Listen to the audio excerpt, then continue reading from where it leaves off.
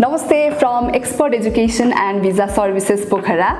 आज हामीसँग हुनुहुन्छ अस्ट्रेलियाको सर्टिफाइड कन्सल्टेन्टहरू mister Naresh Karki sir, Aamir Dewan sir र दिवस पौडेल सर हुनुहुन्छ। उहाँहरूसँग अस्ट्रेलियाको रिसेन्ट चेन्जेसको विषयमा चाहिँ करेन्ट सिनारियोको विषयमा छलफल गर्नेछौँ। सो दिवस सरबाट सुरु गरेँ मैले। तपाईले धेरै स्टुडेन्टहरूसँग कम्युनिकेट गरिराख्नु भएको छ।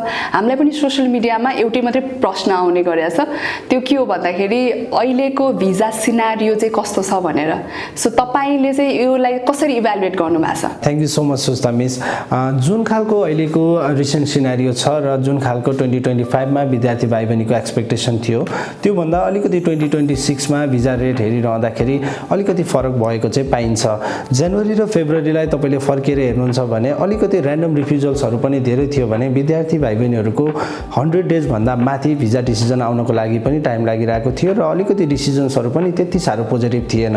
2025 को 90% भन्दा माथिको भिजा सक्सेस रेटबाट फेरि फर्केर 2026 मा आउँदाखेरि 30-40% को चाहिँ भिजा सक्सेस रेटमा आइरहँदाखेरि धेरै विद्यार्थी भाइ बहिनीलाई यसले असर पनि पुर्याएको थियो।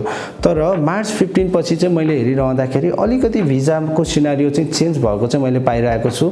स्टुडेन्टहरूको डिसिजनहरू पनि 30-40 डेज भित्र चाहिँ आइरहेको अवस्था छ भने धेरै जस्तो स्टुडेन्टहरूको चाहिँ भिजा पनि राम्रोसँग ग्रान्ट भएर नै आइरहेको अवस्था छ।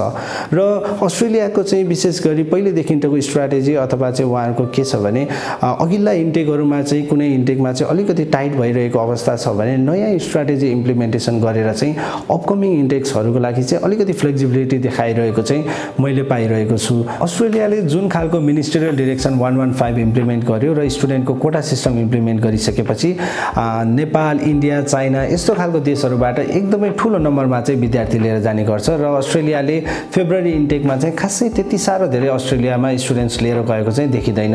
र अपकमिङ इन्टेक जुन जुलाईको लागि चाहिँ फरक स्ट्राटेजी लिएर आएर चाहिँ जुन जुलाई चाहिँ अलिकति भिजा ग्रान्ट चाहिँ राम्रो हुने अवस्था चाहिँ मैले देखेको छु।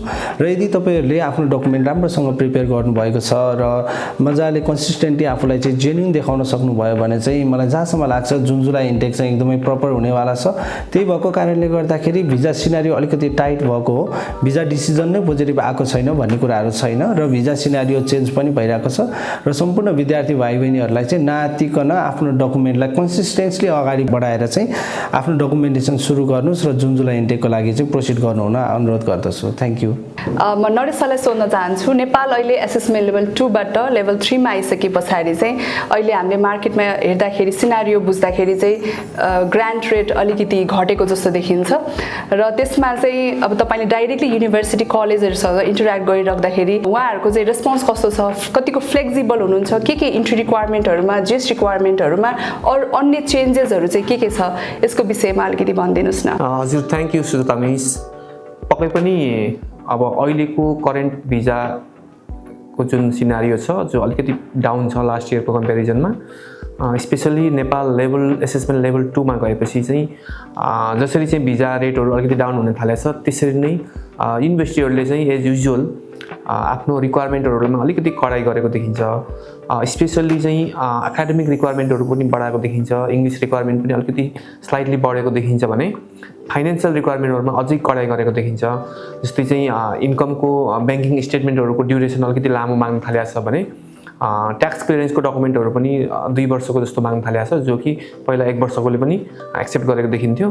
त्यस्तै फर्दर केमा टाइट गरिरहेको छ भन्दा जीएस स्क्रिनिङमा पनि अलिकति टाइट गरिरहेको देखिएको छ। जस्तो कि स्टुडेन्ट चाहिँ जेन्युइन इन्टेन्सन लिएर पढ्न आएको हो कि अथवा चाहिँ र्यान्डमली उसले चाहिँ एउटा चाहिँ माइग्रेसन मात्र खोजिरहेको छ कि यो कुराहरुमा पनि उनीहरूले अलिकति गहिरिएर चाहिँ स्ट्रिक्टली हेरेको देखिन्छ। यसको साथै स्टुडेन्टले पढ्न जान लागेको कोर्स चाहिँ उसको प्रिभियस ब्याकग्राउन्डसँग मिल्छ कि मिल्दैन र उसले फर्दर पढ्न जाने कोर्सको विषयमा कतिको रिसर्च गरेको छ, यसले नै मुख्यतः स्टुडेन्टको जेन्युनिटी चेक गर्दछ। उनीहरूले चाहिँ स्टुडेन्ट कतिको जेन्युइन छ भन्ने पत्ता लगाउनलाई मुख्य गरेर उसको स्टेटमेन्ट अफ पर्पज हेर्ने गरेको हुन्छ र कतिको डीप रिसर्च गरेर चाहिँ स्टेटमेन्ट अफ पर्पज लेखेको छ त्यो कुराहरुमा ख्याल गरिरहेको देखिन्छ।